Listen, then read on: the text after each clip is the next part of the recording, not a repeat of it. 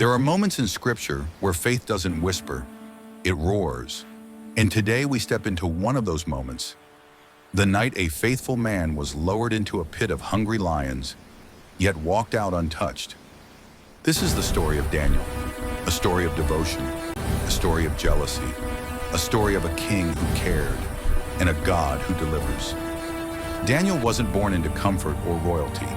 He came to Babylon as a captive, a young man torn from Jerusalem, stripped from his home, and placed in a foreign empire with foreign gods.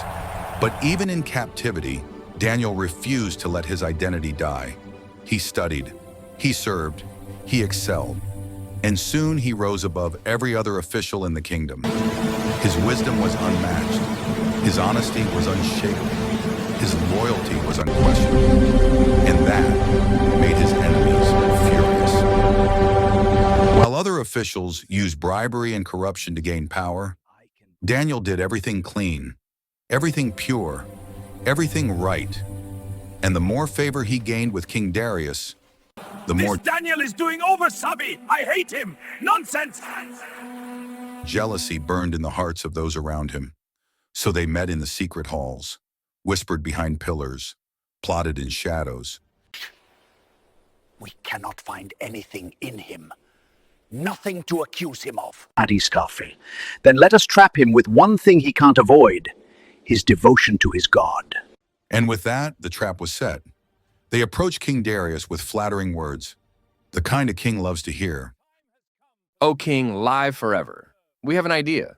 Make a royal decree that for the next 30 days, no one may pray to any god or man except you. If anyone disobeys, let him be thrown into the den of lions. The king smiled, pleased, honored, blinded by their praise. He didn't even think of Daniel. He signed the decree, sealed it, stamped it, and the law could not be changed. When Daniel heard the decree, he didn't panic. He didn't hide. He simply walked to his room, opened his windows toward Jerusalem, and prayed, just like he did every day.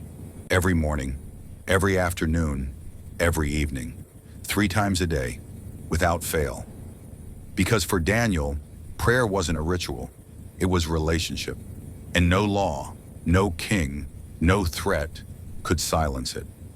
The accusers rushed forward when they saw him. He defiles the king. I caught him red-handed. Report him! Take him to the throne! He's so stubborn! They marched into King Darius's chamber with victory in their eyes. And the moment Darius heard Daniel's name, everything inside him broke. He tried all day to save him, searched for loopholes, looked for technicalities, begged his advisors. But the law he signed was iron, unbreakable. At sunset, Daniel was brought before him, and the king's voice trembled. Daniel, may the God you serve. Daniel nodded, calm, steady. And then the guards led him to the pit. The stones scraped, the ropes lowered. The darkness swallowed him. Hungry roars echoed below. Shadows moved, eyes glowed, and Daniel descended into a death sentence. The ropes loosened, and he stood alone in the den.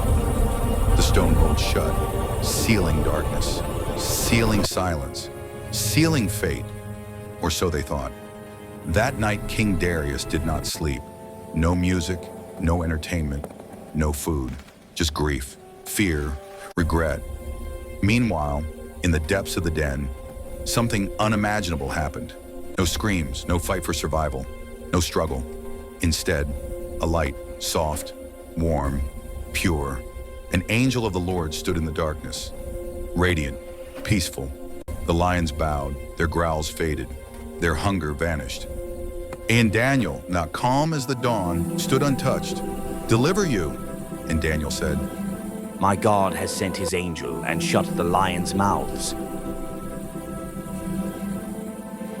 At the first light of morning, the king sprinted to the den.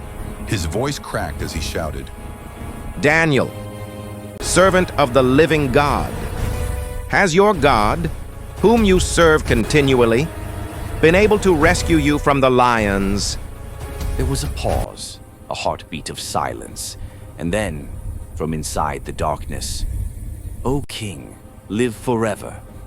My God protected me. He found me innocent. Darius broke into tears, joy, relief, a miracle witnessed. Daniel was lifted from the pit, not a scratch on him, because faith is stronger than fear. Always. But the story wasn't finished. The same accusers who had plotted against Daniel were brought forward, and the king commanded, "Throw them into the den they prepared for him." And this time, the lions did not stay calm. Judgment fell swiftly. Justice was complete. That day, King Darius wrote a new decree, one that would echo across the empire. I decree that in all my dominion, people must fear and honor the God of Daniel. He is the living God, and his kingdom will not be destroyed. And Daniel continued to prosper, not because of power, but because of faith. Faith that does not move. Faith that doesn't bow, faith that holds firm, even in a den of lions. If this story touched you, drop a comment below. And if you want more powerful, cinematic Bible stories told with truth, emotion, and excellence, subscribe to the channel and turn on the notification button. Thanks for watching. This is Heaven's Stories Vault.